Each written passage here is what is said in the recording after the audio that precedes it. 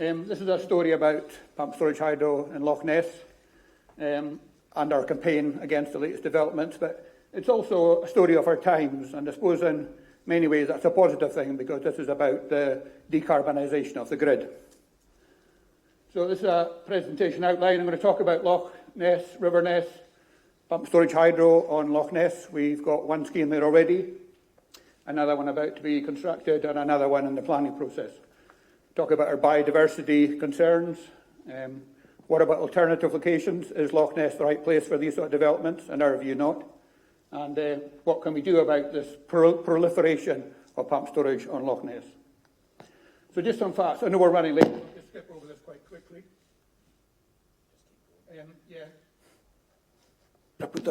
Okay. So Loch Ness, it's famous for a number of things. It's a legendary monster, for example, but also the volume of water contained in Loch Ness. You've got to add together the next three biggest lochs in Scotland to get the same volume of water that there is in Loch Ness. There's a lot of deep water. A lot of it's over 200 metres deep, but and that's an asset that the pumped storage people hydro are interested in. But you've got to remember that in the summer, in a large loch like Loch Ness, you get this thermal stratification. So in the summer, you're not dealing with a 200-metre deep loch, you're dealing with a 10 or a 20-metre deep loch because that top layer is thermally isolated from the bottom.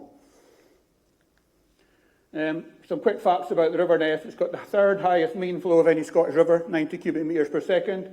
And the highest measured flow in the River Ness in modern times was in 1989. And a spell of really wild weather in 1989, I remember it well. And the measured flow in the River Ness on that occasion was 800 cubic metres per second. So just bear that in mind for when I talk about the volume of water that pumped storage hydro can move. The thermal regime in the River Ness, it's buffered by Loch Ness. So, for example, a typical peak would be 18 degrees centigrade. That's much lower than most rivers in Scotland. And the typical minimum is 5.6, so it never gets warm and never gets cold. And that's because of the thermal lag. And as a consequence, the salmon spawning in the River Ness are the latest in the Highlands. So pumped storage hydro, I'm sure, I won't go into this in great deal. I'm sure you know how it works. You've got a lower reservoir, in this case Loch Ness, and you've got an upper reservoir, this is Loch Kemp here. And basically, when electricity is cheap, water is pumped from your lower reservoir up to your upper reservoir. And then when the demand for electricity is high and the price is high, it's released from the upper reservoir, flows down through the tunnel, through a turbine, back into the lower reservoir. And I've learned a bit about the price of electricity. So, for example, over the course of a day, it can vary enormously from something like £30 per megawatt hour to up to as much as £1,000, you know. So you can see when it's a £30 per megawatt hour and they're pumping uphill, and then if they can release it at £1,000, there's enormous profits to be made from this industry, you know. So it's like I said at the start, though, it's a consequence of where we're going with the energy generation. We're moving away from coal-fired power stations or gas-fired power stations towards renewables. So, and that should be viewed as a good thing. And because of that, storage is increasingly important due to reliance of the grid on renewable energy. And renewable energy, its production is intermittent. You know, the wind doesn't blow consistently, the sun doesn't shine. So because of that, we need much more storage. But after 40 years, with no new pumped storage schemes in the UK, there is now a gold rush from developers. Talking about the River Ness, we've had one on Loch Ness since 1974, and this is the Foyer scheme here. The water is pumped from the Loch Ness here up until this upper reservoir called Loch Moor. It's unusual in that it has quite a large natural catchment area, and that's because this was a scheme that was originally built way back in the late 1800s to supply energy to the aluminium smelter on the shores of Loch Ness. And when I first learned this, you know, the volume of water that these schemes can shift, that's the power station for Foyers there. When it's generating, it flows down at 200 cubic metres per second. Remember, I mentioned that the mean flow in the River Ness was 90, and the River Ness is a large river. And when it pumps back uphill at 167 cubic metres per second, almost twice the mean flow of the River Ness. So the amount of water that these schemes shift is enormous. And Foyers is a very small scheme in comparison to those that are being proposed now. When it does a cycle, it typically changes the level of Loch Ness by 90 mil, you know, 3.5 inches, which is actually not a lot. But the scale and the size and the proliferation of pumped storage means the cumulative effect is going to become very large. So this is Red John. So Red John, it's the rename now, but I'm going to stick with the name Red John. It applied for planning permission in 2018, and it was granted planning permission in 2021.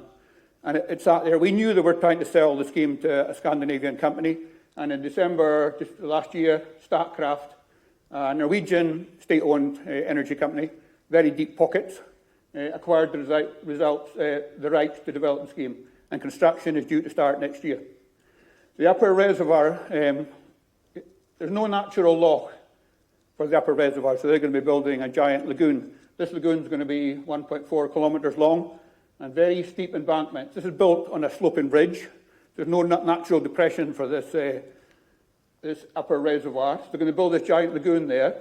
It's a similar size to Foyers, 220 metres per second discharge in generation, and when pumping back uphill, it goes uphill at 170. It's slightly bigger, about 450 megawatt capacity, but it's only got a 6-hour generation time. But they estimate they're going to do 220 cycles a year, i.e. some days they'll be doing 2 cycles. They'll be generating and pumping, and then generating and pumping back uphill again, a 24-hour period. And it's a typical sort of effect, an 87 mil change in the level of Loch Ness. Now that might not seem a lot in Loch Ness, but that does affect the flow in the River Ness. You can see it in the gauge in the River Ness. It varies according to how that small fluctuation in Loch Ness. And various industry professionals told us this was ahead of its time and it's unviable as currently configured. You know, they've got to build this giant lagoon here. The power station is underground. Very expensive scheme. But Statkraft, like I said, they've got very deep pockets, and they're one company that can develop this scheme. And talk about Loch Ness, this is the proposal we've been campaigning against this year.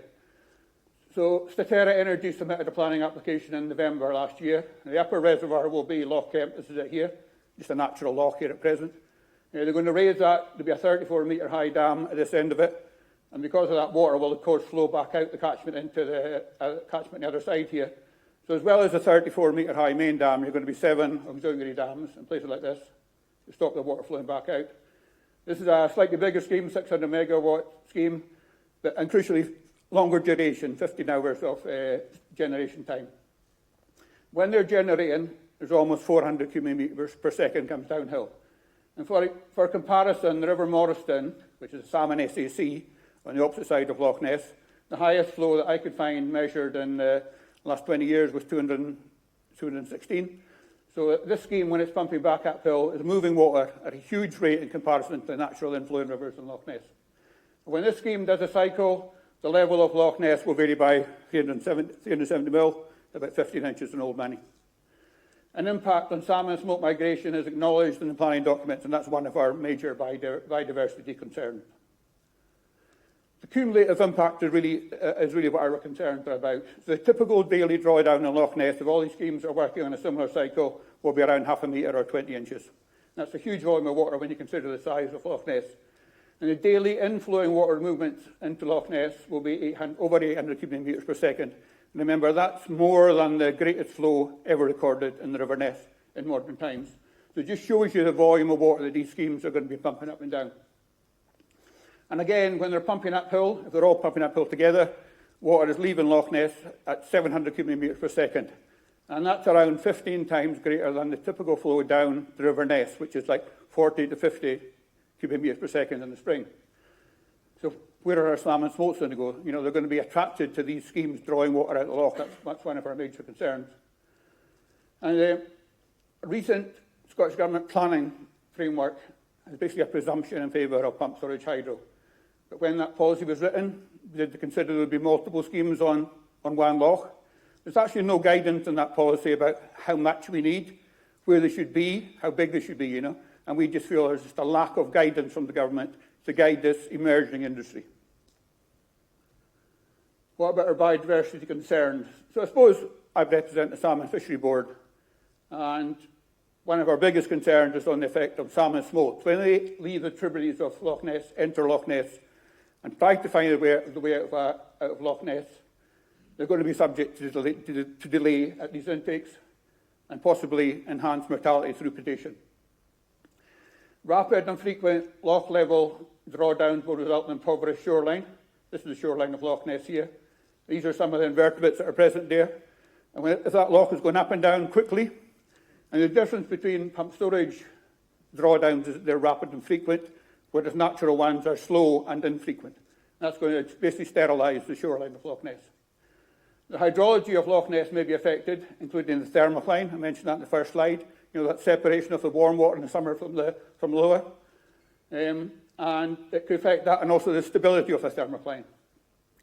And this conference is about water temperatures. So we think that the water temperature may be elevated due to frictional losses during pumping. And also, when you're filling that giant lagoon on a sunny morning, the shoreline is warmed by the sun, the water is going to flood over that and pick up that temperature. And the flows in the River Ness will be subject to hydro peaking, which is not at the moment. Other species as well, like eels, get no protection at all from the screening that's proposed. And the char in Loch Ness, we don't know how many there are, what's the biomass, how are they going to be affected by these schemes. I would regard Loch Ness as a high impact pump storage scheme, but what about lower impact pump storage schemes? So this is an example here of Loch Ness. It's an open loop. You've got an upper reservoir you're withdrawing from, in this case, a natural Loch Ness. There are a number of schemes being proposed now, which is basically closed loop. You've got an upper reservoir and you've got a lower reservoir, and you're circulating the water back and forth between them. These are much better from the environmental point of view. They're also better from the operator's point of view because they're not constrained at all. And this here is a diagram from Glenmackloch scheme, the proposed Glenmackloch scheme in the River Ness. And that's a closed loop scheme using 2 old coal mines, for example. Yeah? So we think there is potential for a different style of scheme, much less environmentally harmful, and also offers benefits to the operators. And what about alternative locations? So this is actually one in the River Ness. This is, some of you may recognise this picture. Well, this is Loch Cuach or Loch Coy, top of the River Garry. There's a dam there. It's already a hydro reservoir. There was a scheme proposed here. It went out to scoping last week, a 2,000 megawatt scheme. So these new schemes now are much bigger, 12 times the generation capacity of Red John. So you can just see the economies of scale that are available in a scheme like this. The lower loch is already, you can see that from the shoreline, it's already a hydro reservoir. It goes up and down 12 metres over the course of the year anyway. And they're going to dam these 2 quarries to make their upper reservoir. It's going to be a really big scheme. In a place like this, there are fewer operational constraints. There are no salmon now. There used to be until the dam was built. There's a massive rise and fall in the loch level anyway. And in a place like this, water management is much less sensitive. And there are also, from our point of view, potential biodiversity gains that we can see that could be delivered by this scheme here.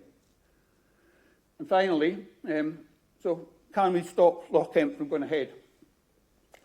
So under the National Planning Framework 4, pump storage hydro schemes are accorded to national development status. However, large schemes must demonstrate that the proposal will conserve, restore and enhance biodiversity, so that it's in a better state than it was before. Now, we don't see how that's possible with Loch Kemp. There's been a number of changes since Red John was granted planning permission. For example, the biodiversity crisis, the wild salmon strategy and the ICUN designation we've heard about today. All forms of energy generation have impact, but Loch Ness is not a low impact location. It's low down the catchment. Migratory fish like salmon and eels are present. It's got high biodiversity value. The dolphins and the Murray Firth feed on Ness salmon, amongst others. It's got a global tourism destination. In our view, it's far too sensitive for developments of this scale.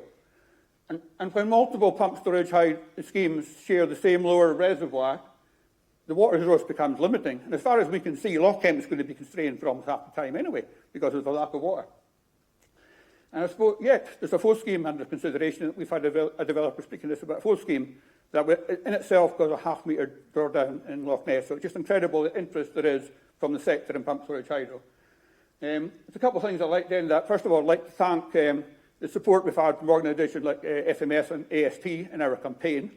And also just to make the point that we're not against pump storage hydro. You know, we can see that that's an important part of the decarbonisation of the grid, but it must be in the right place. And Loch Ness is not that place. Thank you.